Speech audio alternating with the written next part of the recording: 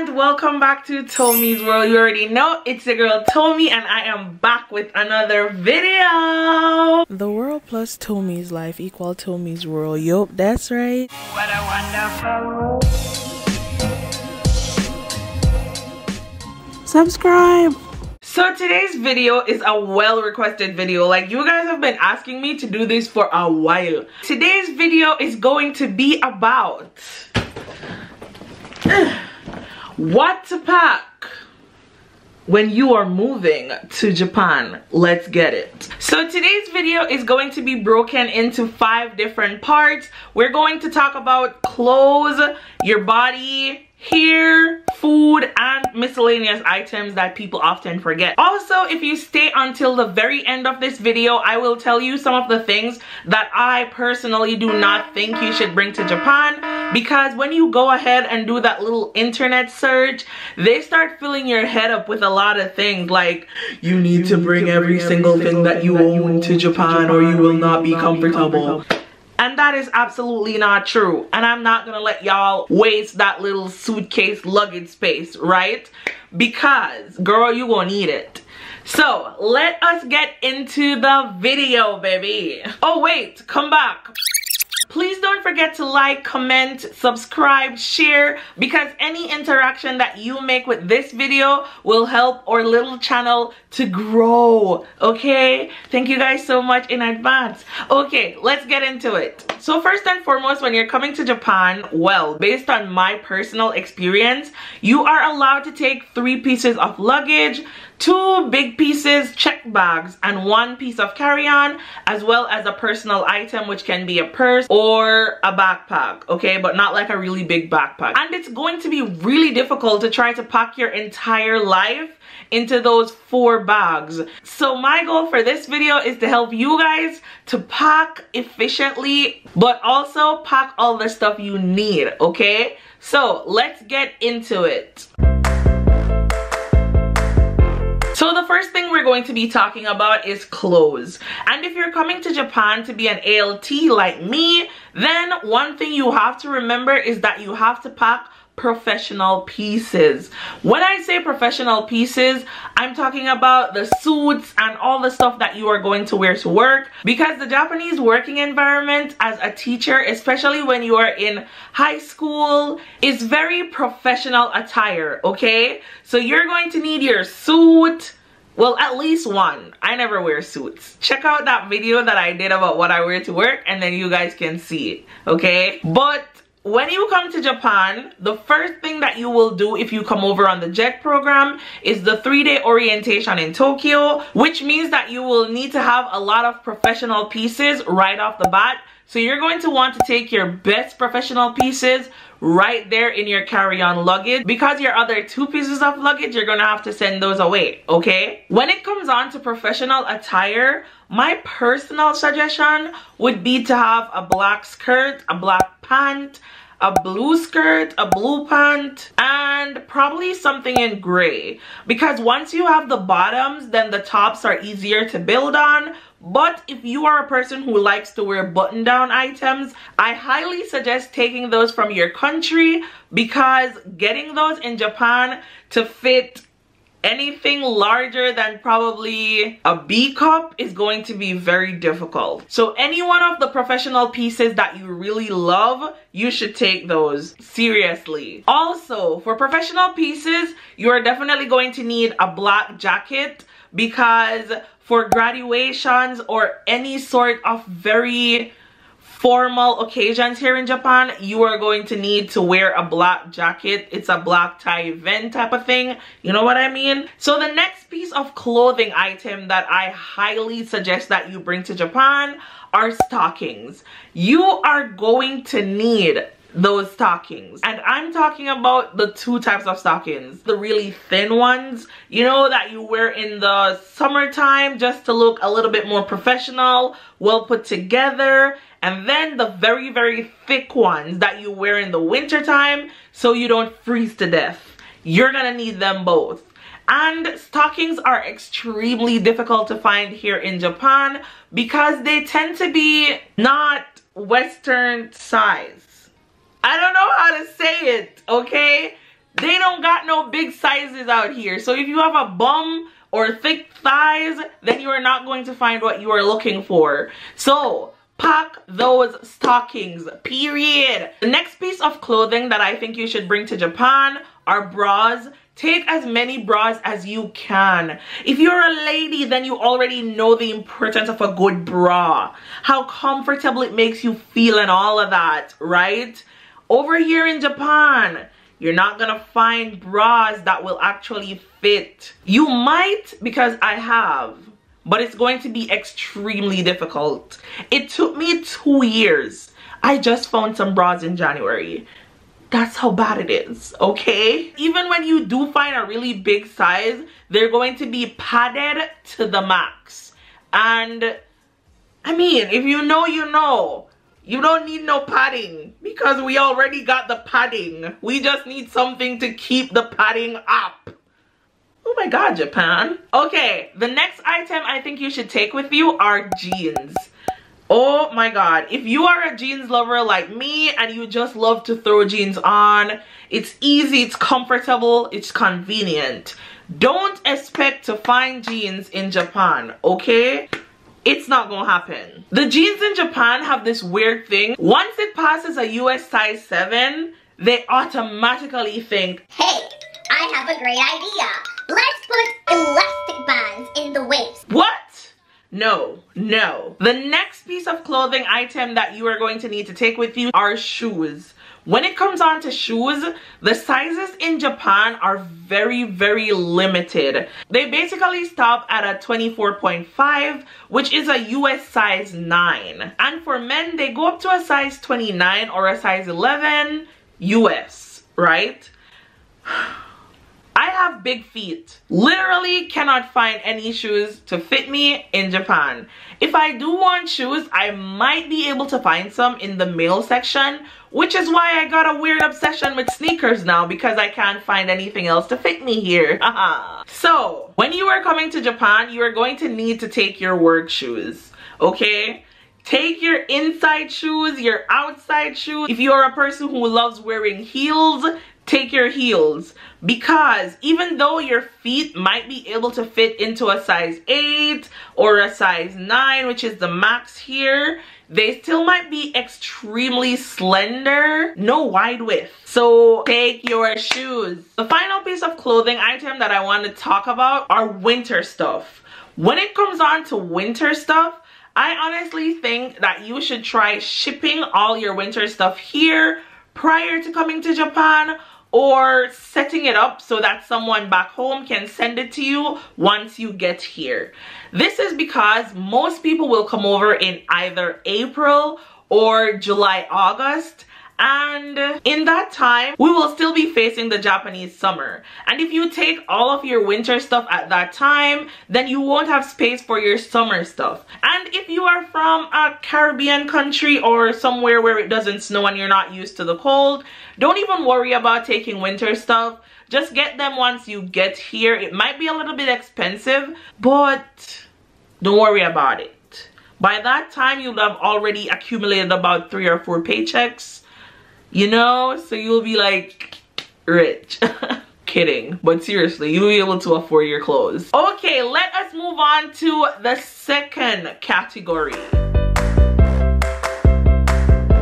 Body, yada, yada, yada, yada. Okay, seriously, when it comes on to your body and moving to Japan, there are some things that you are definitely going to need. The first of those things are skincare items, and personally I didn't take a lot of skincare items because I don't really have a skincare routine. But if you do have a routine and it's working for you, you're gonna want to take your skincare products, because more than likely you're not gonna be able to find them here, or it's gonna take you a while to find substitutes for them. So even if it's just the travel size, try to take those with you so that, you know, it's a comfortable transition. The second thing that I'm going to implore you to take is deodorant. Japanese deodorant doesn't have that little antiperspirant thing. Bro, I don't know, but they don't have deodorants like Degree or Old Spice. You're gonna need to take your deodorants with you. There is, however, a way around this. So if you do end up packing way too much stuff and you're overweight, don't have any space for deodorant, then you can always order deodorant from Amazon.com. It's gonna be a hefty shipping fee though, but it's the price you have to pay to walk around and smell like a real girl. So you choose. The next thing that you will definitely need to take with you is toothpaste. The toothpaste in Japan doesn't have fluoride or something like that. They don't like the little peppermint taste that we tend to love, because that's the taste that makes you know that your mouth is clean, yeah? They don't have that. So if you like your Colgate or whatever you like to use, you're gonna need to take that with you. Or you can also buy that from Amazon for a hefty shipping price. The next thing you're going to want to take with you is lotion. Personally, I really love the Jergens Ultra Healing Lotion, and they don't have that type of lotion in Japan. Actually, I feel like all the lotion here is so weird. It doesn't feel like you're rubbing lotion on your skin, and your skin still ends up being super dry. The next item on the list is makeup. Foundation especially. You are not going to find these shades of foundation out here in Japan. So if you are anything like me and you actually like wearing makeup, you're going to need to take that with you, okay? When it comes on to stuff like setting spray or primer, those things you might be able to find here, but take your foundation. Also, ladies, please remember to pack your birth control pills. It is a little bit difficult to access here in Japan, especially if you don't speak any Japanese and then you're going to need one of your JTEs to translate for you, then that might be embarrassing. And the final item on this list is actually your vitamins. Take your vitamins. I like gummies and I can't get them here in Japan. Probably that is the reason why I keep getting sick. So take your vitamin. Thank you. Okay, let's move on to category number 3. When it comes on to food, you're going to want to pack as much seasoning as you possibly can, especially if you really like seasoning, you know? They do have seasoning here in Japan, but personally, sometimes to ease the whole culture shock, I think it's nice to have your own seasoning, and I'm talking about the Maggi seasonings, all-purpose seasoning, curry, fish seasoning. I'm forgetting seasonings. Who the hell am I? But you get my point. You're gonna want to pack all those seasonings into your suitcase. I actually got a box delivered from my dad with seasonings from Jamaica, but ever since the pandemic hit, we're not allowed to get like packages from Jamaica. I think you can still get packages from America, but not Jamaica. And now I'm out of seasoning and I'm going crazy. So take your seasonings, trust me. The next thing that I will suggest under the category of food is just to take some of your own favorite comfort snacks, even if it's just for the plane ride.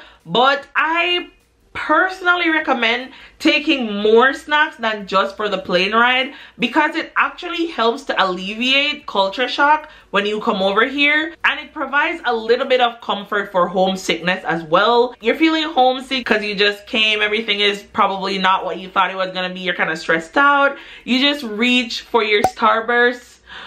I haven't had Starburst in years. Take your snacks. That's all I have for the category of food. So let us move on to the next category, which is actually hair. When we are talking about hair and taking care of your hair here, yeah, a little English teacher joke, you know. You are going to want to take as many hair supplies as you possibly can. Everything. Personally, I like my Got2b glue. I like my moisturizer, more moisturizer, gel, jam, things to make my hair shiny. You're gonna need it all, okay? And you will not be able to find these things in Japan. Most of them I actually picked up off Amazon for a hefty shipping fee. But if you can find space in your suitcase to take them, I highly suggest taking these things for your hair.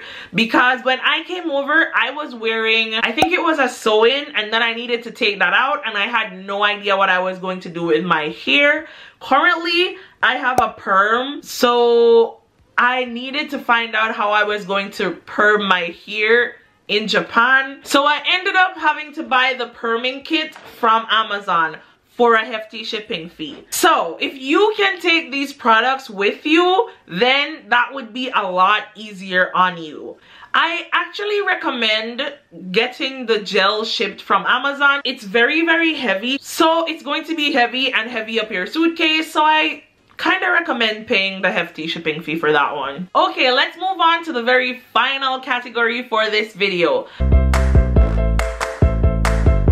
For the miscellaneous items, I'm gonna tell you some things that people generally forget that is actually really important. First, your international driving permit. If you have a driver's license back home and you want to drive in Japan, you are going to need your international driving permit. The second thing that I would recommend bringing are adapters, because in Japan, they don't have the 3-pronged plug holes, and that was very difficult for me when I just came over, because I had a 3-pronged charger for my laptop and I couldn't plug it in anywhere, and I was always trying to like bend it and take it out and do stuff with it. Then it ended up just burning up my laptop and I had to get a brand new one. So take a universal adapter. The next thing that I recommend bringing with you is omiyage. For those who don't know what that is, the word omiyage is basically like just gifts. I have realized that Japanese people actually prefer food items like snacks from foreign countries, but we don't really have omiyage package like Japanese people. So when I was coming over, I took a lot of keychains, key rings, and just stuff that were like Jamaica colored or Rasta colored, and I gave those out to my neighbors, my teachers, just random people that I met at the gym, and it was a really nice conversation starter. It was a really good way to meet friends. So yeah, just take some omiyage. Also, my love language is gifts, so that might be why. If you take me gifts, friends forever. Look at that. Easy. Also, I recommend taking an unlocked phone. When I came over, the phone that I had was not unlocked, so I ended up having to buy a new phone. Then you're gonna go on a phone contract, which is gonna be really expensive, and then you're gonna have to pay that out of your salary, and it's just gonna be a whole thing. So just take an unlocked phone. The next thing on my miscellaneous list is a credit card. If you have one, if you can access one, I suggest that you take it. It's just gonna make your life a lot easier when you realize that the stuff that I told you to bring, you didn't, because you're like, huh, Tommy's so extra. And then you're gonna need to pay for them on Amazon and pay for that hefty shipping fee. You're gonna need a credit card, baby. So take a credit card.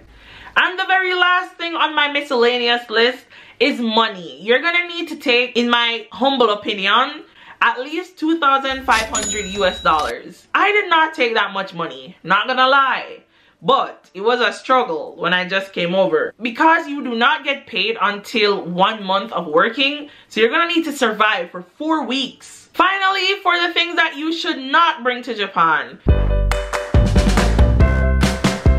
Don't be like me. Don't take any stationery. Japan stationaries are super kawaii. Sanitary napkins. You don't need to take more than what you actually need for like your first few days. Don't try to take fruits and veggies. Don't try to take illegal drugs. And when I talk about illegal drugs, I'm not just talking about weed. I'm talking about prescription medicine that is banned in Japan. There are some over-the-counter drugs in America or Western countries that is actually banned and illegal in Japan. So anything that you're gonna take over, make sure to do your research about it first. So yeah, those are the things that I recommend that you take when you are coming to Japan, so you can have a nice smooth transition. And I hope you guys like got a few ideas of what you need to put into your suitcase. I haven't sat down and did like a sit down video with you guys in a really long time, so I'm very happy to be doing this one. Yeah, so thank you guys so much for watching. Don't forget to like, share, and subscribe, and I will see you in my next video. Bye guys. Mwah.